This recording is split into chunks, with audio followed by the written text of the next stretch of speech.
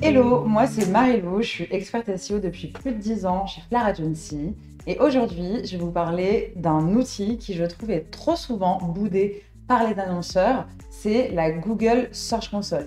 Bah oui, la Google Search Console c'est un outil gratuit et clairement c'est un outil pépite qui va vous permettre d'aller suivre, analyser et détecter des opportunités SEO pour votre business. Mais avant de vous parler de tout ce qu'il est possible d'analyser via la Google Search Console, je voulais répondre à une question qu'on me pose hyper fréquemment, c'est quoi la différence concrète entre Google Analytics, GA4, et la Search Console?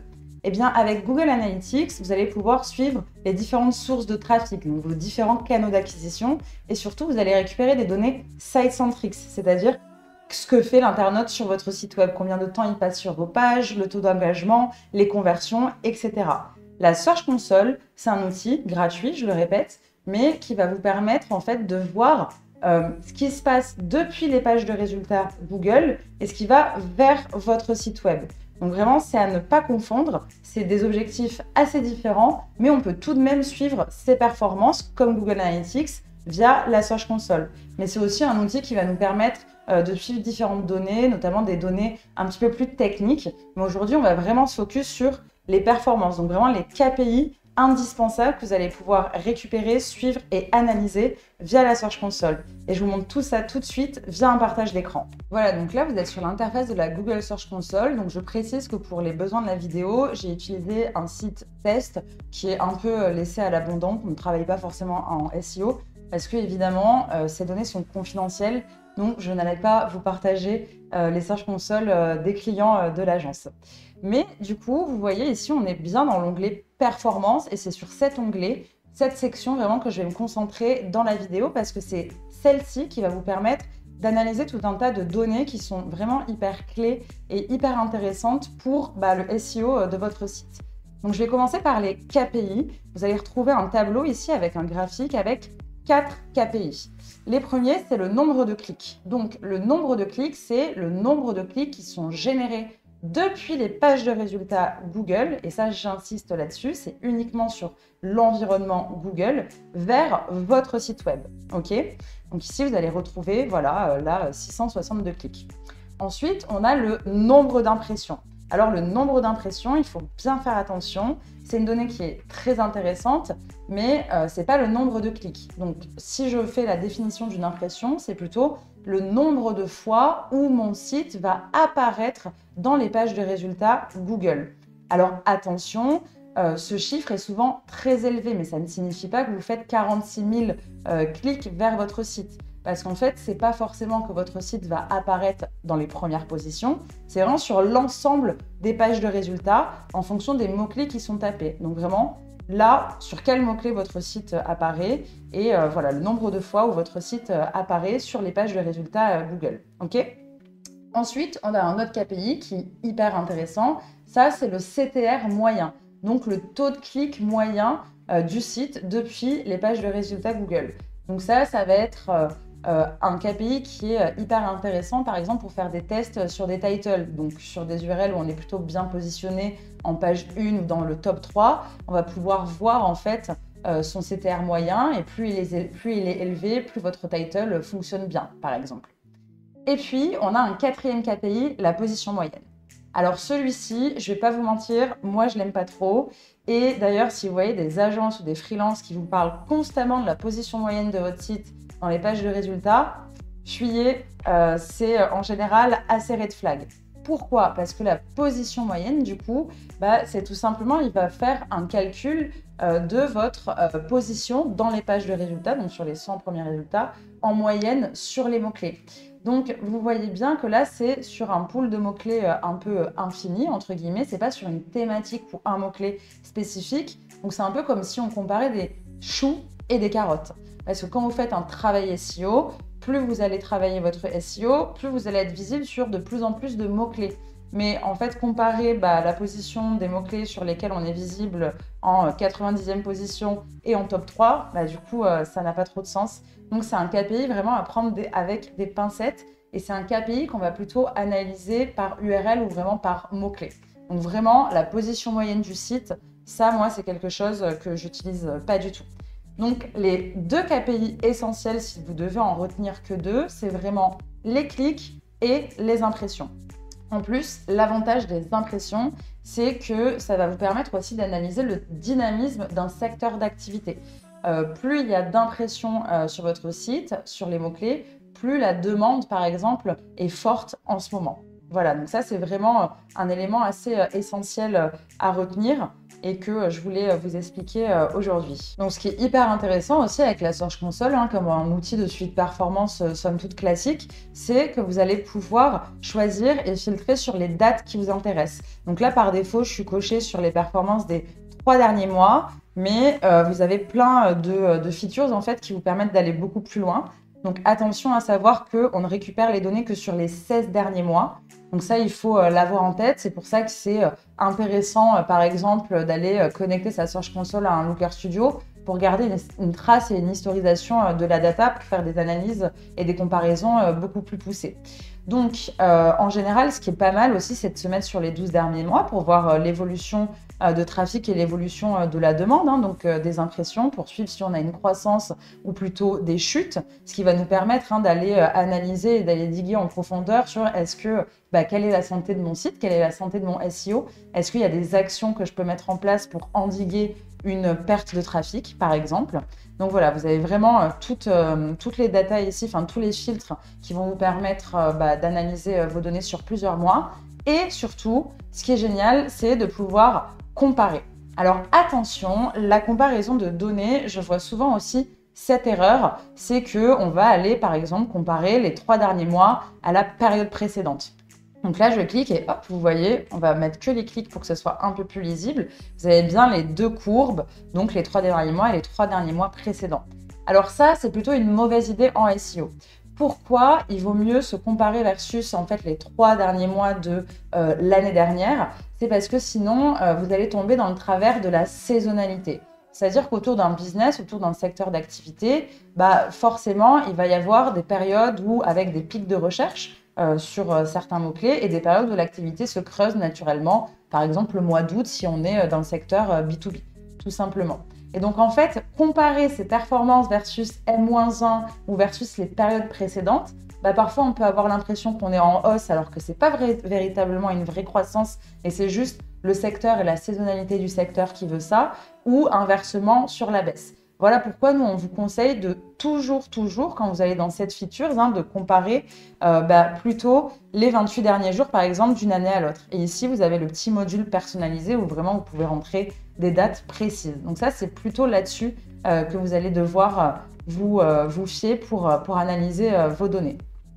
Alors, l'autre fonctionnalité dont je voulais vous parler aujourd'hui dans cette vidéo, c'est les filtres. On a vu les filtres par date, mais il y a des filtres qui sont beaucoup plus intéressants sur la Search Console et qui vous sont possibles d'appliquer. C'est les filtres par mots-clés, par page ou par device et par pays. Mais aujourd'hui, on va vraiment se concentrer sur les filtres par mots-clés et par page. Vous voyez, c'est juste ici, vous allez pouvoir ajouter des filtres. Vous cliquez sur requête et là, vous allez avoir plusieurs possibilités. Soit une requête qui contient, je ne sais pas, par exemple le terme data, si vous voulez voir tous les mots-clés sur lesquels vous êtes visible, sur lesquels vous générez des impressions sur cette thématique, soit des requêtes exactes, soit des requêtes qui ne contiennent pas justement une expression pour exclure toute une thématique de mots-clés. Et vous allez me dire, mais pourquoi on exclut une thématique de mots-clés ?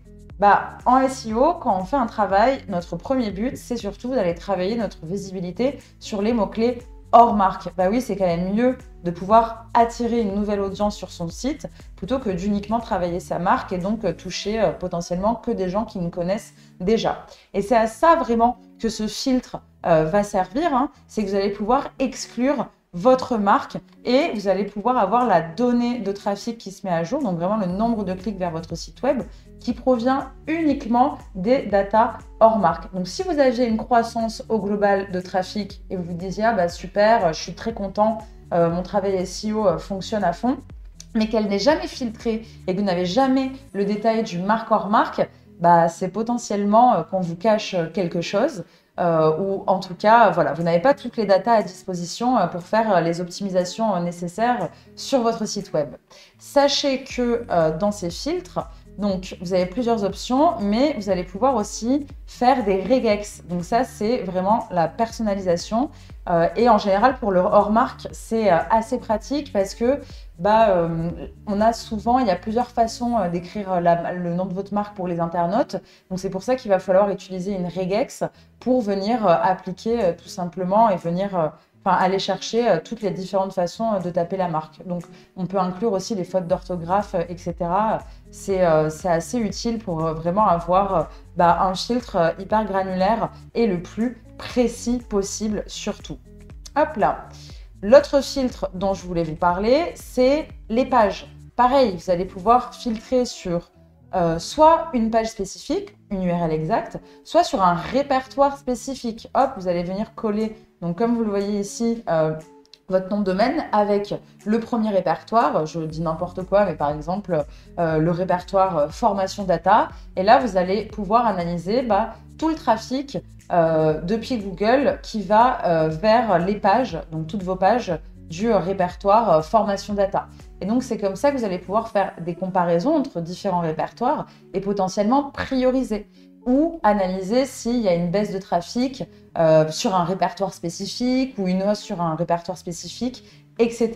Donc, pareil, là encore, vous allez pouvoir utiliser des expressions régulières, des regex. Donc ça, c'est très pratique pour pousser la granularité, mais vraiment en niveau 1, déjà, si vous arrivez à utiliser ces filtres avec URL contenant ou URL exact, c'est déjà génial et vous pouvez repérer pas mal de data. Donc pareil, dans les filtres, vous avez des notions de comparaison. Vous allez pouvoir comparer, par exemple, deux répertoires distincts ou deux URL distincts, tout simplement. Donc là, on vient de voir toutes les fonctionnalités qui étaient intéressantes à utiliser, notamment les filtres, pour analyser vos data d'un point de vue macro sur une période donnée. Et ce qui est hyper cool avec la Search Console, c'est qu'on peut avoir beaucoup plus de granularité dans la donnée. Et ça se passe juste en dessous, je vais vous montrer. Donc ici, vous voyez, vous avez un tableau qui propose plusieurs onglets, les requêtes, les pages, le pays, l'appareil, l'apparence dans le résultat de recherche, les dates, etc. Mais nous, on va surtout s'intéresser à deux onglets, l'onglet requêtes et l'onglet pages. Sur l'onglet requêtes, en fait, vous allez voir les mots-clés sur lesquels apparaît votre site web et qui génère potentiellement des clics. Donc ici, on voit très clairement que, par exemple, mon site web est positionné sur le mot-clé stratégie data. On a généré 148 clics pour 3949 impressions. Donc ça veut bien dire que sur ce mot-clé, mon site est apparu plus de 3900 fois et j'ai généré 148 clics. On a donc un CTR moyen de 3,7%. Et juste à côté, vous retrouvez la fameuse position moyenne sur ce mot-clé. Donc vous voyez, c'est déjà beaucoup plus intéressant d'observer la position moyenne par mot-clé qu'au global. On a beaucoup plus de données fiables sur lesquelles se reposer pour faire notre analyse et voir comment notre site performe sur les mots-clés qu'on va cibler. Ok ? Donc ici, voilà, vous retrouvez un certain nombre de mots-clés. Donc vous pouvez analyser en fait en un seul regard, entre guillemets, finalement, si votre site remonte sur des mots-clés pertinents et surtout, est-ce que ces mots-clés sont qualifiés pour votre business et pour les cibles, pour les prospects que vous voulez toucher. Donc, on a un affichage par défaut de 10 résultats, mais vous pouvez filtrer ici pour avoir beaucoup plus de résultats. Sachant que la Search Console nous donne un échantillonnage seulement sur 1000 mots-clés. Donc ça, c'est bien à garder en tête. Si vous voulez suivre votre positionnement sur les mots-clés de manière beaucoup plus précise, je ne peux que vous conseiller de faire appel à une agence SEO comme Flair Agency par exemple, qui va en fait vous constituer une liste de mots-clés qualifiés et stratégiques sur lesquels on va avoir des objectifs de positionnement et tous les mois, on va venir utiliser des outils, notamment des outils propriétaires pour faire votre suivi de visibilité sur les mots-clés avec des notions de comparaison, donc de croissance ou de décroissance de visibilité sur ces mots-clés. Mais déjà, avec la Search Console, vous avez quand même un bel aperçu des données. Donc ça, c'est ce que je voulais vous montrer. Chose intéressante aussi pour détecter des opportunités SEO, c'est de jouer sur le tri, tout simplement, de chacun des KPI. Vous voyez, on a une petite flèche à côté sur laquelle on peut appuyer.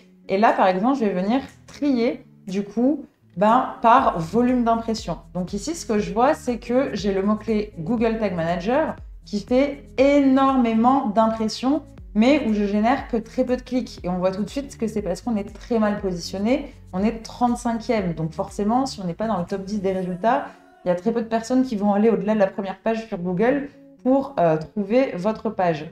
Donc, je peux me dire, par exemple, dans une stratégie d'optimisation, que je vais sélectionner des mots-clés qui me semblent pertinents. Hein, c'est toujours analysé à analyser en fonction de la requête, qui génèrent un gros volume d'impressions, mais où ma position n'est pas bonne. Et je vais faire un focus et un travail SEO dessus pour remonter petit à petit dans les pages de résultats, tout simplement. Dans l'autre onglet, on va trouver pas mal de données hyper intéressantes aussi qui vont nous permettre d'aller identifier quelles sont mes top pages, c'est-à-dire quelles sont les pages qui reçoivent le plus de trafic depuis les pages de résultats Google. Donc ça, c'est canon parce que en fonction de la volumétrie de votre site et de la typologie des pages que vous avez sur votre site et du travail SEO que vous avez fait, vous allez pouvoir s'il fonctionne ou pas. Voilà, tout simplement. Donc là, par exemple, on peut voir que c'est plutôt mes articles de blog qui génèrent le plus de trafic et pas forcément mes pages hyper business. Donc ça veut peut-être dire qu'on va devoir faire un travail d'optimisation SEO sur des pages business pour justement travailler les conversions plus rapidement. Par exemple, c'est un insight qu'on peut sortir. Donc là, pareil, vous pouvez toujours jouer sur les filtres et aller regarder les pages qui ont généré le plus gros volume d'impressions, etc. Et surtout, ce que j'adore, moi, c'est que, vous voyez, ici, c'est pas corrélé, c'est-à-dire qu'on ne peut pas mettre en corrélation un mot-clé avec la page. Mais du coup, si vous cliquez sur la page, hop, donc là, je vais cliquer, vous allez pouvoir retrouver l'ensemble des mots-clés sur lesquels la page se positionne ou génère des impressions et donc des clics. Donc ça, pareil, c'est une data qui est hyper intéressante, notamment pour récupérer et pour identifier tout simplement des opportunités SEO sur lesquelles vous allez pouvoir travailler. Donc vous voyez, la Google Search Console, c'est vraiment un outil pépite, déjà parce qu'il est gratuit et vous avez vu le nombre de data qu'on peut analyser rien que dans l'onglet performance. Là, je me suis focus sur l'onglet performance, mais si vous voulez d'autres vidéos pour vous expliquer d'autres features de la Search Console, je le ferai avec plaisir. Vous avez juste à laisser un commentaire sous la vidéo YouTube. Mais du coup, si on résume, la Search Console, c'est un outil gratuit qui va vous permettre de suivre vos performances de trafic dans le temps, depuis les pages de résultats Google uniquement, certes, mais c'est déjà une mine d'or en termes d'informations. Je ne connais pas d'outil gratuit qui donne autant d'infos, par exemple, sur les mots-clés, le champ sémantique sur lesquels votre site apparaît, génère des impressions, qui vous donne une notion de position par URL et par mots-clés, etc. Par contre, c'est vrai, vous allez me dire, quand même pas très pratique de tout le temps se connecter sur la Search Console pour aller faire sa veille SEO et vérifier la santé de son site. Oui, vous avez la possibilité, sachez-le, d'exporter les données donc sous forme de CSV, Google Sheets, ce que vous voulez, pour vous faire un tableau de suivi, par exemple. Mais le plus pratique, c'est quand même de plugger la Search Console sur Looker Studio. Moi, je ne peux que vous conseiller de vous faire accompagner sur la construction de vos Looker Studio. Parce qu'on sait très bien que suivre ses performances, c'est clairement le nerf de la guerre. Parce que c'est comme ça, c'est en se rendant compte si le SEO fonctionne ou pas, qu'on va pouvoir déterminer notre roadmap et notre plan d'action et déterminer un budget à investir sur ce levier qui est quand même un super levier. Donc sachez qu'il existe des connecteurs natifs entre Looker Studio et Google Search Console, mais c'est vrai que si on n'a pas l'habitude de Looker Studio, ça peut être une petite usine à gaz. Et surtout, n'hésitez pas à vous faire accompagner. Chez Flair Agency, on travaille avec des data analysts qui construisent des dashboards, donc des Looker Studio, vraiment sur mesure en fonction de vos besoins pour piloter vos performances. J'espère que cette vidéo vous a plu et que la démo aura été facile à comprendre et surtout qu'elle vous aura donné envie, si ce n'est pas déjà fait, aïe aïe aïe, d'installer la Google Search Console sur votre site et de prêter attention à vos performances SEO parce que c'est que comme ça qu'on obtient des résultats et des résultats surtout pérennes. Je vous dis à bientôt!